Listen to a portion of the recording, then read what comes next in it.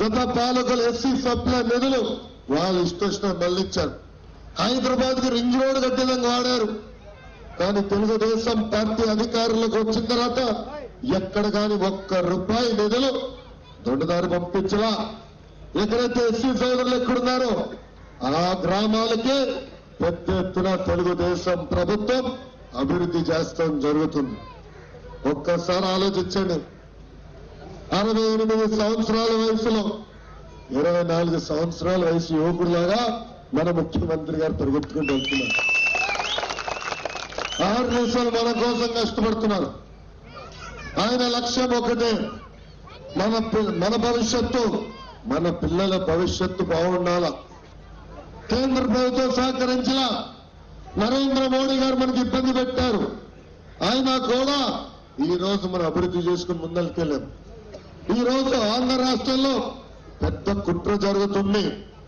కేంద్రంలో ఉన్న నరేంద్ర మోడీ గారు, పక్క రాష్ట్రంలో ఉన్న కేసీఆర్ గారు, ఆంధ్ర రాష్ట్రంలో జగన్మోహన్ రెడ్డి గారు కలిసి మన ముఖ్యమంత్రి గారిని ఇబ్బంది పెట్టడానికి ప్రయత్నిస్తున్నారు.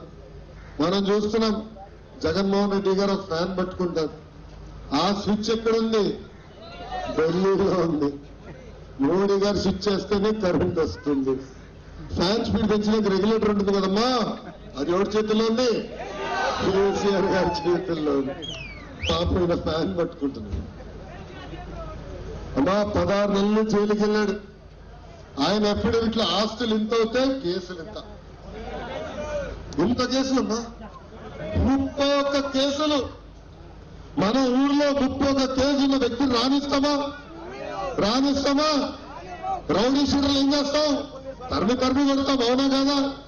అలాంటిది 31 కేసులున్నా కనుక ఎట్టి పరిస్థితుల్లో బయటపడాలని కేంద్రంలో ఉన్న ప్రధానమంత్రి గారితో, పక్క రాష్ట్రాల్లో కేసీఆర్ గారితో రహస్య ఒప్పందం.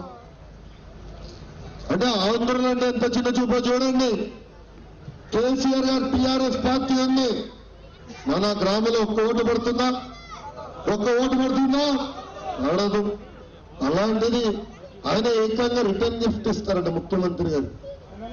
1000 కోట్ల రూపాయలు పంపించారమ్మా వైకాపా పార్టీకి. డబ్బులే కాదు, వాహనాలు పంపించాడు. ప్రచార రథాలు, టీఆర్ఎస్ ప్రచార రథాలయ్యి రంగు మార్చాడు, కానీ సీట్ కవర్లు మార్చాడు. అదే గులాబీ రంగు సీట్ కవర్లు, దాంతో బయటపడిపోయారు. ఇప్పుడు తెలుగుదేశం పార్టీ అభ్యర్థులకి స్వయంగా కేటీఆర్ ఫోన్ చేసి, ఎట్లా మీరు పోటీలో ఉంటారు, మీరు పోటీలో ఉంటే మీ భూములు మేము తీసుకుంటామని బెదిరిస్తున్నారు. ఇది ఎప్పుడైనా చూసామా? అసలు కేసీఆర్ గారికి ఆందోళన అంటే ప్రేమనా? మన రాక్షసులు అన్నారు, అవునా కాదా? తరిమి కొట్టాలన్నాడు, అవునా కాదా?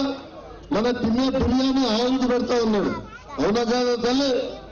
అలాంటి వ్యక్తికి ఆంధ్రుడి పైన ఎందుకు ఇంత ప్రేమ అంటే, పోలవరం ప్రాజెక్ట్ ఆపేయచ్చు.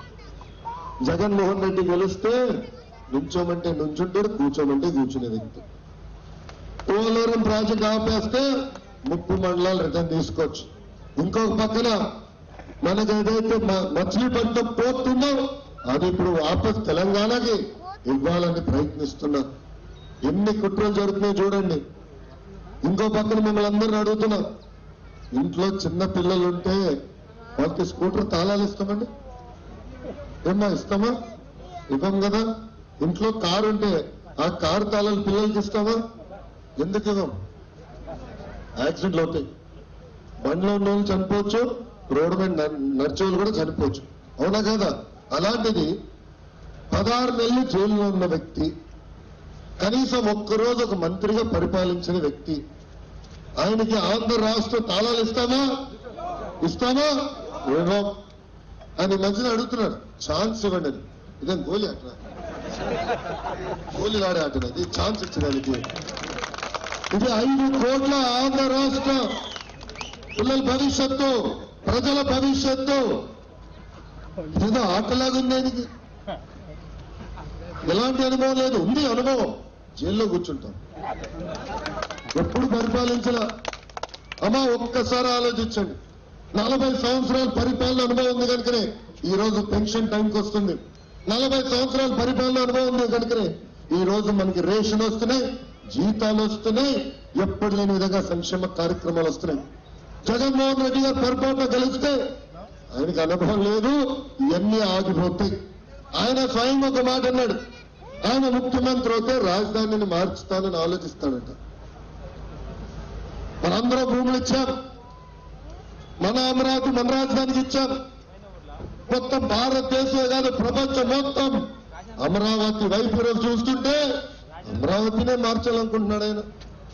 అంటే ఎంత అహంకారం, ఏవైనా పర్వాలేదు అనుకుంటున్నాడు. అయ్యా ఇక్కడున్న వైకాపా కార్యకర్తలందరినీ అడుగుతున్నా, మీకు దమ్ము ధైర్యం ఉంటే మీ నాయకుడు నిలదీయండి. ఎందుకు తెలుగు వాళ్ళ ఆత్మగౌరవాన్ని కేసీఆర్ కి తాకట్టు ఉంటున్నారో ప్రజలకి చెప్పాలని అడుగుతున్నా. ఈరోజు అవేర్నెస్ మీకోసం కష్టపడుతున్నారు ముఖ్యమంత్రి గారు. 2014లో మీరు ఒక ఎమ్మెల్యే గారిని గెలిపించారు, 12 ఓట్లతో గెలిచారు. ప్రజాస్వామ్యం గెలిపి గౌరవించాం. ఆయన ఇప్పుడు ఊరికి వచ్చాడమ్మా, ఇప్పుడన్నా వచ్చాడా? ప్రచారంలో కూడా రాలేదా? ఆయన మిమ్మల్ని నేను వచ్చానా?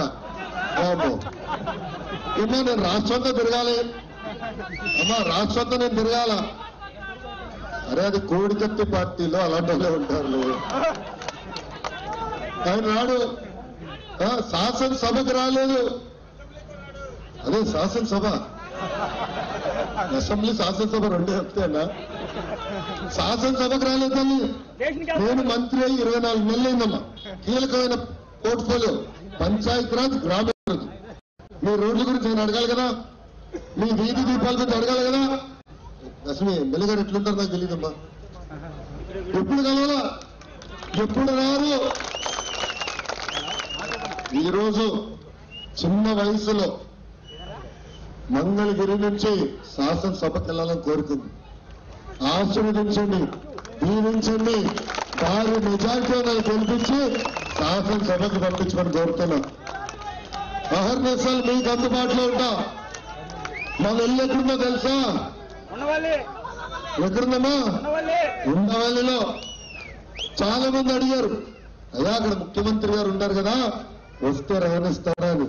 నేను చెప్పారు, రండి మీకే అర్థం అవుతుందని చెప్పారు.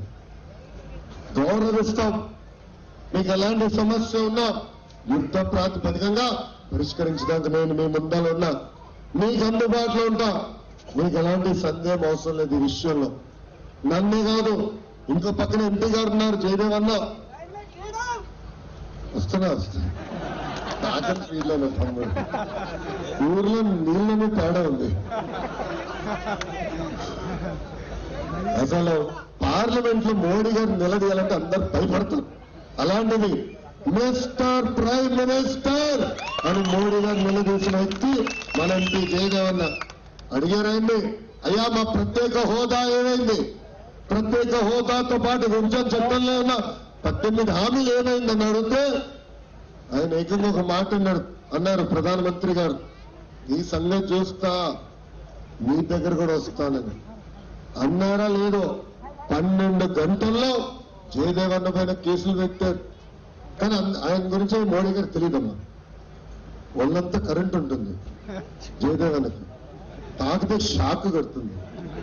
ఎందుకంటే దేశానికి బ్యాటరీలు సప్లై చేసే వ్యక్తి, నిప్పులాగా బతికే వ్యక్తి, ఒక్క అవినీతి ఆరోపణ లేని వ్యక్తి.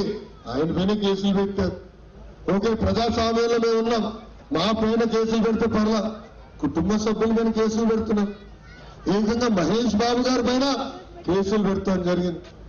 ఎంత అన్యాయం ఒక్కసారి మనం ఆలోచించాలి. ఏది ఏమైనా 45 రోజుల్లో మళ్ళీ మోడీ గారు వాపస్ గుజరాత్కి వెళ్లే సమయం వచ్చింది. 25కి 25 పార్లమెంట్లు గెలిపించండి. భారతదేశ ప్రధానమంత్రి ఎవరు? మన ముఖ్యమంత్రి నారా చంద్రబాబు నాయుడు గారు నిర్ణయించబోతున్నారు. ఎవరైతే ఆంధ్ర రాష్ట్రానికి ప్రత్యేక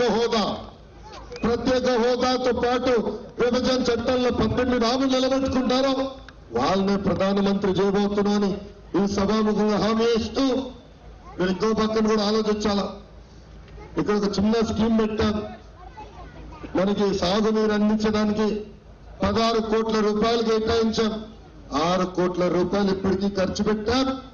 ఇంకొక 10 కోట్లు జూన్ కల ఖర్చు పెట్టి మీకు సాగునీరు గోదావరి జలాలు మీకు అందజేయబోతున్నాను ఈ సభాముఖం అందరికి హామీ ఇస్తూ, ఇంకో పక్కన మా అక్క చెల్లెలు కొంతమంది కోరారు, కొంతమందికి ఇల్లు కట్టుకున్న భూమి కావాలని కోరారు, అదేవిధంగా కొంతమంది ఇల్లు కూడా కట్టిస్తే బాగుంటుందని కోరారమ్మా. అది ప్రత్యేక మేనిఫెస్టో తొందరలోనే విడుదల చేయబడుతున్నారు మన ముఖ్యమంత్రి నారా చంద్రబాబు నాయుడు గారు. దాంట్లో ప్రత్యేకంగా ఒక హామీ ఉంటుంది. ఎందుకంటే ముఖ్యమంత్రి గారి ఆలోచన ఒకటి, 2024 నాటికి ప్రతి పేదోడికి సొంత ఇల్లు ఉండాలి, గుడిసెలు లేని రాష్ట్రంగా మనం మారిపోవాలి.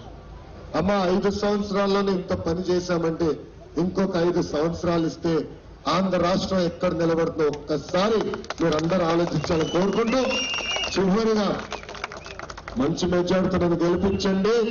భారతదేశం మొత్తం మంగళగిరి వైపు చూసే విధంగా నేను మంగళగిరి అభివృద్ధి చేస్తానని ఈ సభాముఖంగా హామీ ఇస్తూ నేను సెలవు తీసుకుంటున్నాను. జోహార్ అన్న ఎన్టీఆర్, జోహార్ అన్న ఎన్టీఆర్. చంద్రబాబు నాయుడు గారి నాయకత్వం, చంద్రబాబు నాయుడు గారి నాయకత్వం. జై హింద్. అందరికీ నమస్కారం.